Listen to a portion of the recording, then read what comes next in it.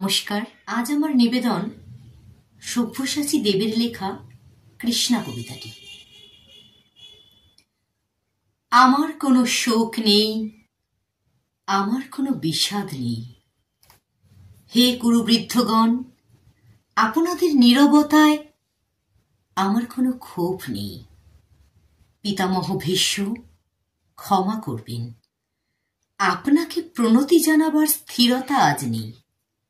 আর কর্ণ, তোমার জন্য ঘৃণাও বড় বেশি মনে হয়। আর হে আমার পঞ্চস্বামী, আর্যবর্ত বিজয়ী বীর শ্রেষ্ঠ অর্জুন, শক্তিমান ভীম, নকুল সহদেব, আর আপনি ধর্মপুত্র, আপনারা আমার কৃতজ্ঞ অভিবাদন গ্রহণ করুন। আমি সর্বাজ্ঞা নই, যজ্ঞভূমের অগ্নি থেকে আমার জন্ম। ধর্মাধর্মের ক্ষুরোধার পথ আমার অজানিত। আর্যপুত্র, আপনার বিচার তাই আমার পক্ষে ধৃষ্টতা। আপনার কোনো বিচলন নেই, আপনার ধর্ম আপনাকে রক্ষা করেছে বিকার থেকে। কৃতজ্ঞতা জানান সেই ধর্মকে। ভীমসেন, তোমাকে আমি ভালোবাসা দিইনি কখনো, তাই তা ফিরেও চাই না। শুধু তোমাকে আমার জিজ্ঞাসা ছিল ফাল্গুনী, ঊর্ধ্বচারী মৎস্যের ছায়ানীল চোখের থেকেও দুর্লক্ষ কি দুর্যোধনের বুক?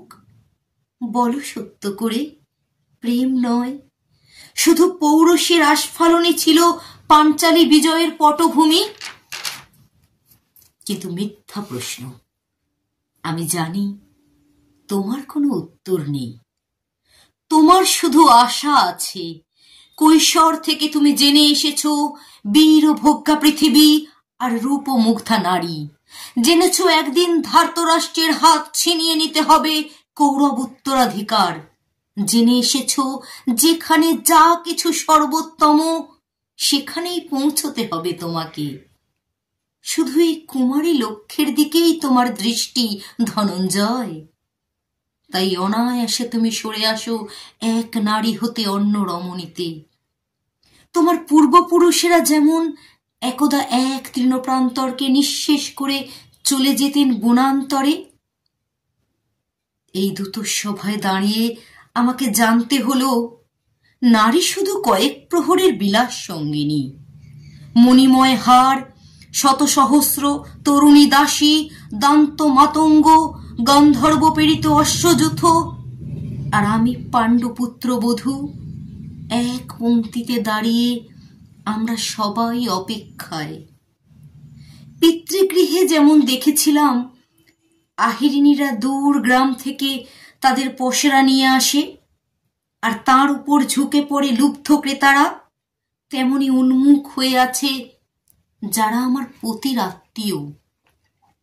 আর আমাদের বিলিয়ে দিচ্ছেন যারা, তারা আমার পঞ্চস্বামী। বিবাহের মঙ্গলসূত্র হাতে বেঁধে যারা একদিন আমার উপর নিয়ম সিদ্ধ করেছিলেন তাদের অধিকার। না, শুধু এই রত্নমণ্ডিত সভাগৃহেই নয়, আরো আগে আমাকে জানতে হয়েছিল আমার কোনো বাসনা নেই, নেই কোনো নিজস্ব ইচ্ছা। অর্জুন, প্রথম দেখার মুহূর্তে আমার হৃদয় দিয়েছিলাম তোমাকে, অথচ আমার শরীরকে প্রথম আলিঙ্গন করলেন ওই মহাভাগ যার খ্যাতি ধর্মপুত্র বলে। ইন্দ্রপ্রস্থের সৌধ শিখরে যখন আছড়ে পড়তো নববর্ষার জলধারা, যখন আমার কামনা ছুঁতে চাইতো তোমাকে, আমার অনুৎসুক দেহকে তখন আকর্ষণ করতো অন্য কেউ, যে আমার স্বামী। বসন্ত রজনীতে কিংসুকের প্রমত্ত উল্লাস মুহূর্তে তোমার ব্যাকুল বাহু টেনে নিত আমাকে নয়, অন্য কোনো যুবতীকে। বারে বারে আমাকে সন্তানবতী করেছে পুরুষ, কিন্তু তারা প্রত্যেকেই আমার আকাঙ্ক্ষিত নয়। কোনো প্রার্থনা নেই আমার। কুরুবৃদ্ধরা বিলাপ করুন, জ্যেষ্ঠ পাণ্ডব প্রহর গুনুন। কোন পুণ্য লগ্নে ধর্মরাজ্য নেমে আসবে মাটিতে? ভীম, অনুগ্রহ করে স্তব্ধ হও। নকুল সহদেব, বিচ্যুত হয়েও না অগ্রজের প্রতি অটল বিশ্বাসে। আর অর্জুন, অন্তঃপুরে যাও, সেখানে তোমার জন্য স্নিগ্ধ শরীর সাজিয়ে রেখেছে তোমার কোনো প্রেয়সী। শোক নয়, লজ্জা নয়, এই রাজগৃহে দাঁড়িয়ে আমি জানলাম প্রেম নয়, শ্রদ্ধা নয়, অধিকার নয়, নারী শুধু প্রয়োজনের।